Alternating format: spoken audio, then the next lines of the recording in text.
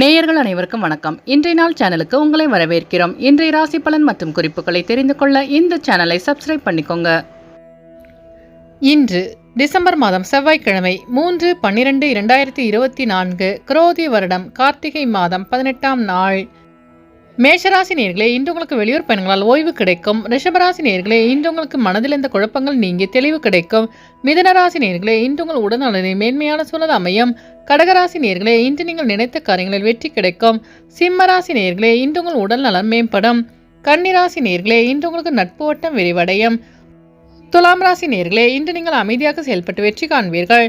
விருச்சிக ராசி நேயர்களே, இன்று உங்களின் வாகன பயணங்களில் கவனம் வேண்டும்.